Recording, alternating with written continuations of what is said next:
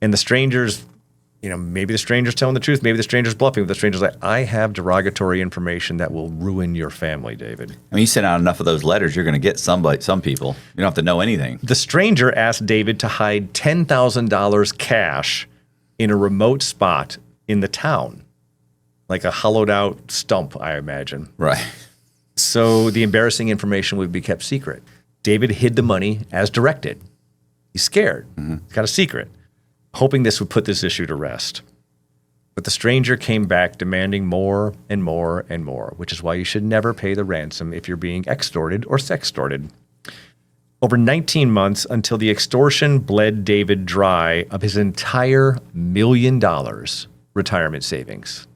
My God. All taken out in increments in cash and hidden in a hollow stump in the town of Heldston, Oklahoma. Do we know what the secret is? I don't, do you? No, I don't. When David finally shares this information with his family about why he's now broke, they contacted the FBI and demanded an investigation. What does the FBI do? They begin, first of all, subpoenaing Facebook records. And let's find out who is on the other end of these things. And because it has to be someone local, right? This is not a Nigerian or Indian or Ukrainian scammer thing. It's somebody who has access to a hollow stump in this town. And they find the culprit. It's a 45-year-old woman named Amber Picklesimmer. She lives in David's small town. Okay. The FBI interrogates Amber, who confesses to the scheme. The court records really aren't clear about whether she spent or stashed the money, but none of it was recovered. Okay. Does she ever say what she thought the secret was? If so, it certainly wasn't. Nobody's telling about the secret. I want to know what the secret. I know. Okay. I know. You and me both. We can imagine. I don't know what David's up to, but Amber pleads guilty to wire fraud and was just sentenced to federal prison. And she was ordered to pay David $1 million in restitution. How much time are you going to give Amber Picklesimmer for her weird extortion scheme, playing on the idea that David has a secret? Say 120 months, 10 years. 10 years. 10 years. That's a really heavy sentence for a nonviolent crime. Or is it on the money? And I'm just saying that. But we have to admit, for a nonviolent crime, really, she's just sending a guy text messages. She's not even saying, I'm going to kill you or hurt you. I'm just going to embarrass you, which arguably she has a First Amendment right to do. Really? I have, absolutely. If I found something terrible about you and I decided to go to the tavern and say, Matt Cox, where's ladies' underwear? But you're extorting me. Oh, that part's illegal. That part's illegal. The spreading of the rumors, though, isn't. No, I'll go with 8 years. 41 months. Damn. You ever win a contest or sweepstakes or drawing? Are you lucky? No. Lucky? You don't win raffles at the church? No. No? Nothing like that? Nothing like that. All right. Yeah, when you were a kid, you remember getting those big Publishers Clearinghouse sweepstakes things in the mail? Did you ever enter those contests? Really? You never did that? No. No, it was a way to sell magazines back in the day. I know. Yeah, or you get the CD. If you send them like $1, you get like a CD. There was a CD club. Oh, that's different. The Publishers Clearinghouse sweepstakes was a actual like sweepstake, a contest where you could like be an instant millionaire. And I think it was. You remember Ed McMahon with the giant checks? Yeah. I think that was a different contest, but same idea. 73-year-old Betty in Washington State was thrilled when she received a phone call saying that she had won $22 million in the Publishers Clearinghouse sweepstakes. Her entire life, she had seen the ads of people winning and the giant checks that come their way and the prize patrol and all that. She finally got the call. She had won. It was the miracle she had been praying for. Okay. And even more so because she had no recollection of even entering the drawing. Well, someone put your name in, Betty. It happens, yeah. So the man from the sweepstakes tells Betty that all she needed to do was pay the fees and taxes up front, and then they would release the $22 million to her bank account. Makes perfect sense. Well, you got to pay your taxes. Yeah. And sometimes there's fees. That's what happens. And so, it's just a completely logical use of your money because $22 million, you're not even going to notice it because the money's just going to boomerang back to you. How much was it? He said the big deal, though, is that you can't tell anyone about this big win. You got to keep it kind of hush-hush until you receive the prize money. Then you can tell everybody. And the FBI is recording your phone calls, Betty, to make sure you don't squeal about this. That's what they told her. Okay. The FBI's in the mix on this thing. The FBI is really interested in the integrity of the Publishers Clearinghouse sweepstakes to make sure the winner doesn't leak out. So she was told to FedEx cash to an address that he provided her in Florida. None of this sounds sketchy. The envelopes with the taxes and fees kept getting lost or stolen in the mail. Oh my God, that sucks when you send cash and it gets lost or stolen in the mail. Then you have to repackage it up and send more. But again, 22 million's coming her way, so she was happy to do that. She was forced to send more and more and more to pay those taxes and fees. She sent the payments to dozens of different addresses around the nation, but there was always more money needed before that 22 million bucks could be released to Betty. Got it? How much did she? We're getting there. We're getting there. Betty ended up having to take out a home equity line of credit. Right. And took cash advances on her credit cards, but there was always another delay, another tax, another tariff. This went on, Matt Cox, for 4 years. Oh my God. And Betty sent the sweepstakes a total of $800,000 in cash until she had nothing left. She had wiped out her home equity loan. She had maxed out all credit cards. She was so demoralized and bankrupt that she finally told a friend what she had been enduring, even though the FBI is allegedly listening to her phone calls. She was just at her wit's end. And her friend recognizes this for what it is. It's a scam, Matt Cox. You figured that out by now. And contacted the FBI on her behalf. Now, what's interesting is that all these different addresses that the packages are going to across the USA were all going, when the FBI case agent began looking into it, they were all going to senior citizens, people just like Betty, who were unwitting senior citizens who had been duped in a variety of different scams into being money mules for the actual bad guys, right?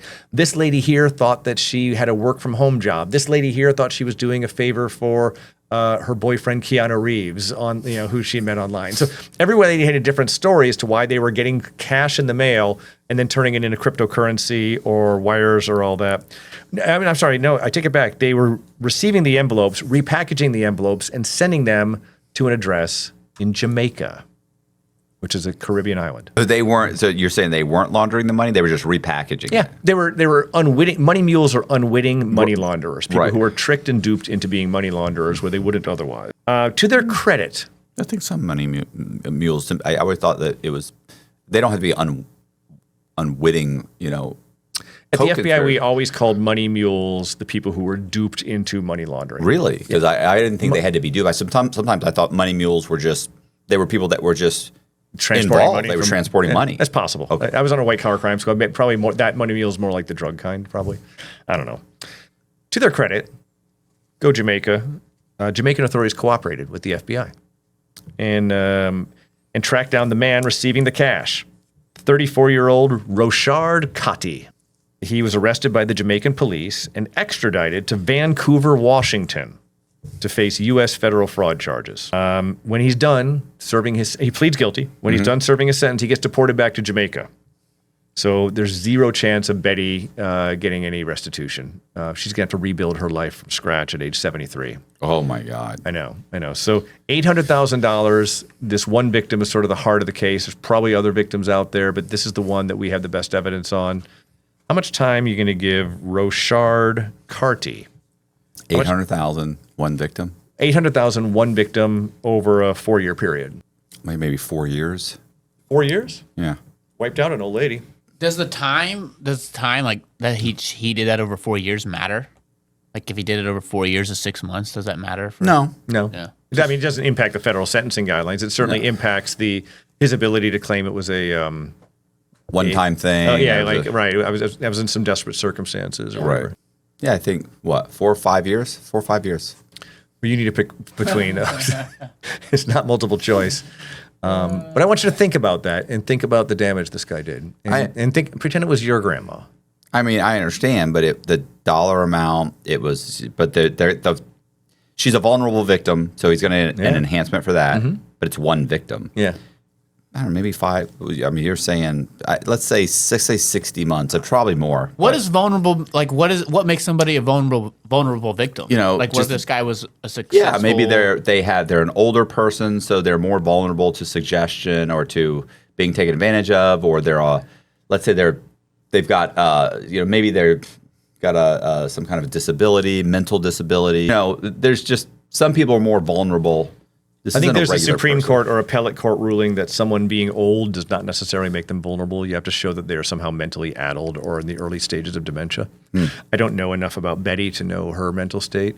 I also want you to think, though, and let me make the counter argument, because it sounds like you feel I'm trying to push you up, that this is also one of those cases where how much do we want to have to the U.S. taxpayers pay for this guy's care and feeding before we just send him back to Jamaica?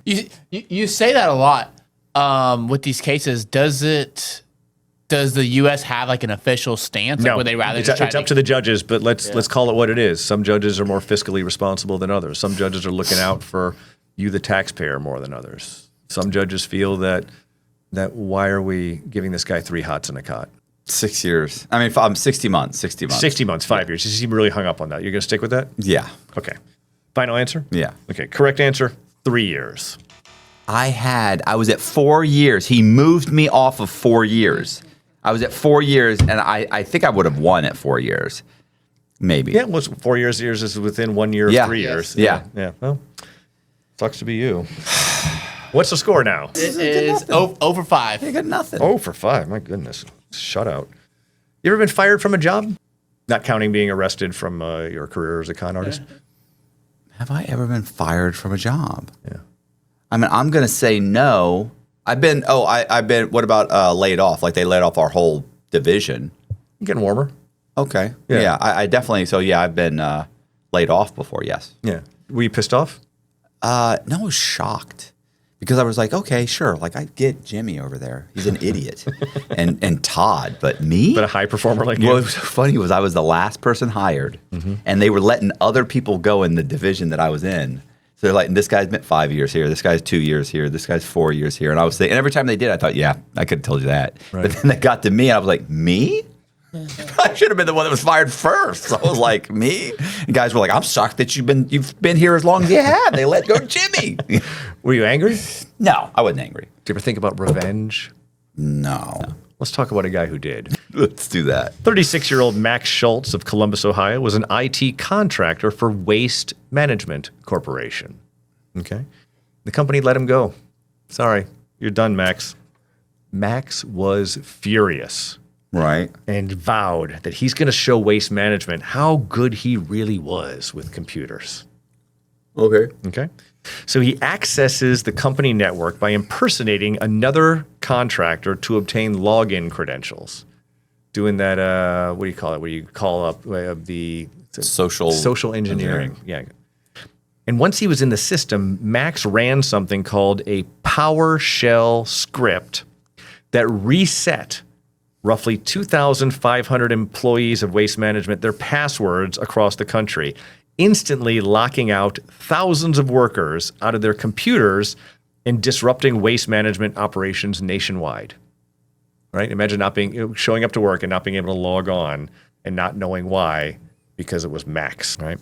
The company spent months recovering from this attack, and the damage ultimately cost them $862,000 in losses, including employee downtime, customer service disruptions, and labor needed to restore the network. But Waste Management, Matt Cox, was not going to take this attack lying down. They contacted the FBI, who put their best cyber agents on the job from the Houston office, and they were able to track the attack to Max's home in Ohio, and he was arrested for hacking his former employer. Guess he wasn't as good with computers as he thought. It's hard to cover your tracks from the FBI. Max was charged federally with computer fraud. He initially made some noises about taking the case to trial. He initially started with a public defender, but he did not like the advice he was getting from the public defender. So he fired his lawyer and then hired an attorney in private practice who told him that the FBI had him dead to rights, right? Advice he could have gotten for free. And that a trial would be a bloodbath. Jesus. Max wisely decided he could minimize the damage to his life by coming in on his knees and pleading guilty to federal charges, which he did. So the judge sentences him to prison and orders him to pay restitution in the amount of $862,000 for the damage he caused by his PowerShell script. That'll happen through the garnishment of wages after his release. My question for you is this. How much time are you going to give Max Schultz? I would say 5 years. 5 years? Yeah. 5 years for hacking? Yeah, hacking. He disrupted their services, the employees. It cost hundreds of thousands of dollars. Reset some passwords. No, 5 years. You're offended by this guy. I mean, I think it disrupted a lot of people's lives. It sure did. Right. Yeah. But he didn't. Okay, let me give the counter argument.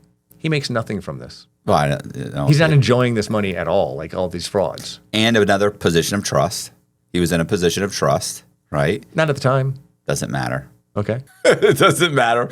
I got hit with position of trust. At the time, I wasn't even a broker anymore. I'd lost my license. And they were like, oh, you had a position. Why, you were licensed. I was like, what wasn't licensed? Yeah, I think 5 years. 5 years? Yeah. Plus it's $800,000. He cost him $800,000, almost $1 million. Yeah, it's like vandalism. Right? Like, yeah. All right, final answer? Yes. All right, correct answer is 24 months. I try, and I try. He doesn't, You're always looking out for me. he doesn't want to listen. What do you know about the Hamptons, Matt Cox? It was rich people live there. Yeah. You know where it is? No. Hamptons is it in New York?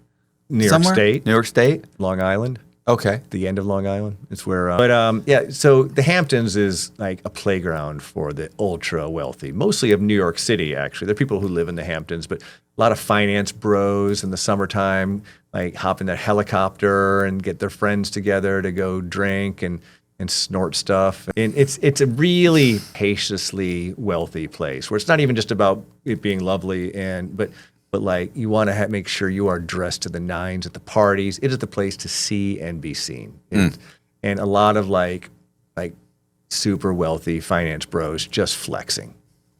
Look at his face. Disgusting. Just delightful people. So no one is better suited to this lifestyle of the rich and famous than an investment advisor named Jeffrey Slothauer.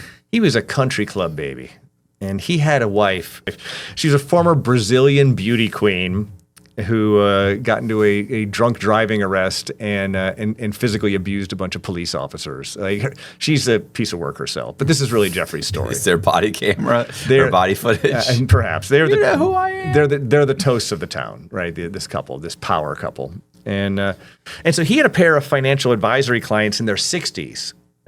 Clients of his, and they loved and trusted him. And so one day he contacted this couple and he said that I can invest your money in bonds backed by homeowners association fees that would pay you 8% a year. That's an amazing investment. It's a hell of an investment return, well over market returns. The nice couple and other clients as well send him $1.1 million, not knowing that these HOA bonds did not exist and were a figment of Jeff's imagination. Got it? Yes. Right? These are trusted clients. He used the client money to buy a $125,000 Mercedes-Benz SUV and to cover his membership fee at the Long Island National Golf Club. He also bought a $13,000 Rolex, $11,000 in Ralph Lauren clothing, and a $6,500 Chanel purse for his trophy wife. You ever bought your wife a purse that worth that much? No. No. No. Would she want one? No, she would not want one. That's good. Like that. You married well. I know. Better than him. Every now and then he would send. I love the guy that you said when he had stolen all the money and you sat down with him and you said, so what happened? And he goes, I married a Korean woman. Or what was it? Yeah, Korean? yeah, it's Korean, And yeah. the other guy, the other FBI agent was like, I understand. It's like, what's going on? Yeah. This was a given. Enough said. Yeah, it was an educational moment for me. Yeah, but Jeff's wife was not Korean. She was blue blood, Brazilian, just like her wax. Every now and then, he would actually send money to his victims to create the illusion of investment returns, but it wasn't coming from any bond. It was coming from their own money and the money of other investors. Yeah. We call that something, Matt Cox. Yeah. What do we call that? It's a Ponzi scheme. It's a Ponzi scheme. I was actually, when you were talking, I was like, this isn't even a Ponzi scheme. This is just theft. He Ponzi'd a little bit. He gave a little Ponzi in there. Little taste.